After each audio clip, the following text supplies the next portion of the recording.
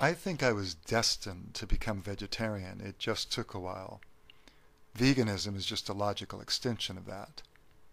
I didn't become vegetarian or vegan out of health or environmental concerns, although those have become important to me.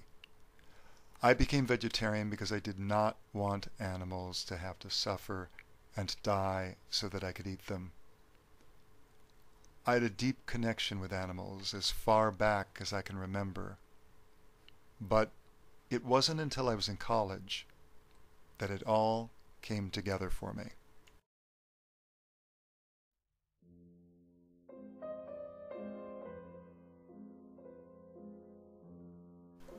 When I was a little boy, it troubled me to realize that the meat I ate was once part of a living animal. I wanted to know, why did animals have to be killed for us to eat? Was it fair to cause them pain? Was it right to make them suffer? I think many children grapple with this on one level or another. Many children have a natural affinity for animals, and when they are old enough to realize what it is they are eating, they look for ways to make it all right. They look to adults to explain why it's okay. My father explained it all to me. He told me that the animals that became our food did not suffer because they knew no other existence. They were raised to be killed and had no idea what it meant to be free to live a full life. This was supposed to comfort me. I work with young children, and it breaks my heart sometimes to hear how they try to deal with the cognitive dissonance of being told to be kind and loving to all creatures on the one hand, and then being given animals to eat. A little girl once told me she didn't eat animals. When I asked her what she liked to eat, she said, "Chicken." "But isn't a chicken an animal?" I asked. She looked confused for a moment, and then she said, "That's a different kind of chicken." The children also find it odd when I tell them that cows make milk for their babies, not for us to drink. They think I'm joking. I developed my own theory in my young mind to explain the cognitive dissonance. I told myself that the animals that became my food were the bad ones, and they deserved whatever suffering befell them. But it wasn't a wholly satisfying theory, so I just didn't think about it too much.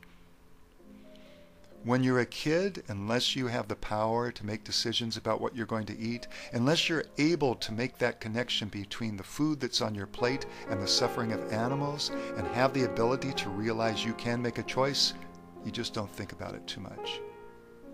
After all, would your parents serve you something that represented suffering and death?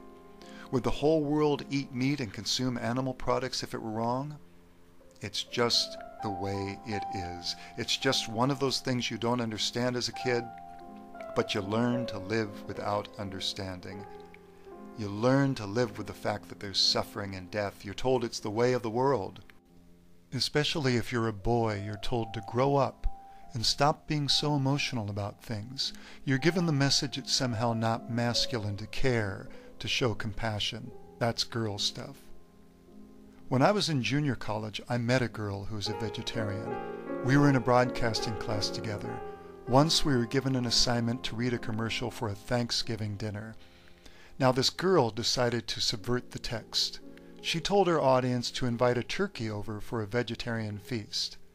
I admired her moxie, but I wasn't persuaded just yet to become vegetarian. Then when I transferred to the university, I took a logic class. Now the teacher was one of these animal rights guys. He had us read the first chapter from Peter Singer's book Animal Liberation, in which Singer argues that if we support equal rights for all human beings, we must logically extend that to include all animals because of their capacity to feel pain. I accepted it logically, but I continued to eat meat. Then, shortly after that, I was cutting up a chicken fryer, and rather ineptly.